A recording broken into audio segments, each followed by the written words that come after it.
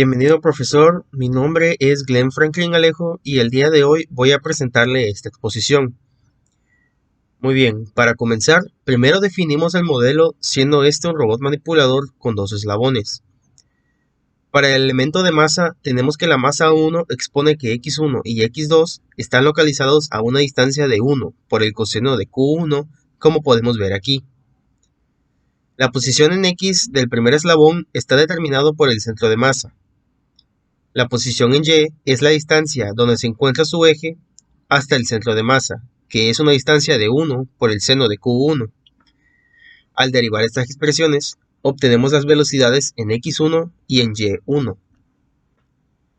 Aquí se nos indica cómo encontrar la magnitud de la velocidad al cuadrado de la magnitud de la velocidad.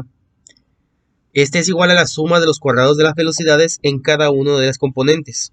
Por ello, nos quedaría aquí la suma de d1 coseno de d1 al cuadrado por el coseno cuadrado de q1 más d1 al cuadrado por el seno cuadrado de q1.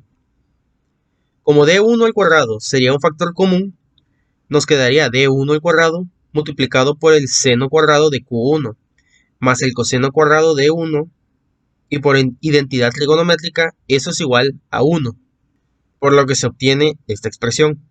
La magnitud de la velocidad es igual a d1 al cuadrado por la velocidad angular provocado por q1 al cuadrado. En el eslabón número 2 se considera ya toda la longitud L1 multiplicada por el coseno de q1 más la distancia desde el eje del segundo eslabón hasta el centro de masa por el coseno de la suma de q1 más q2.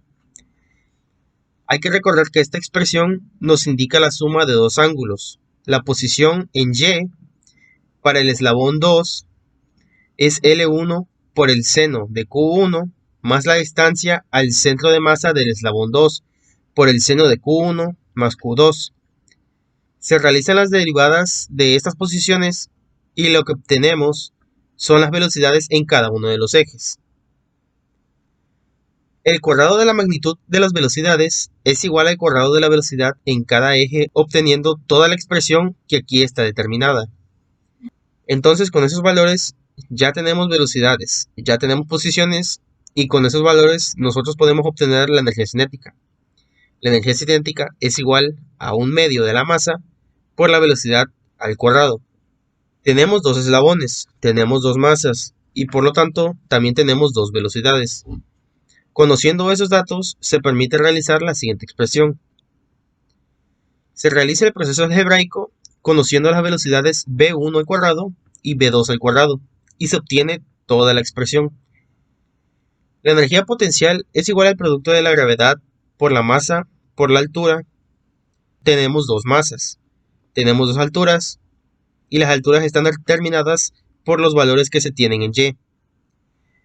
Estos valores en Y dependen de los valores de distancia al centro de masa y de la longitud de los eslabones, que está expresada en esta última expresión. Una vez obtenida la energía potencial y la energía cinética, obtenemos la diferencia de ellas, para que con este lagrangiano podamos obtener la derivada del lagrangiano con respecto a la velocidad q1, y la derivada con respecto al tiempo de la derivada anterior. Lo mismo con respecto a Q2. Con respecto al movimiento angular, no a la velocidad angular, se obtiene la derivada del lagrangiano con respecto a Q1 y la derivada del lagrangiano con respecto a Q2. Obtenido todos estos valores, entonces nosotros ya podemos calcular el modelo dinámico de nuestro robot de 2 grados de libertad.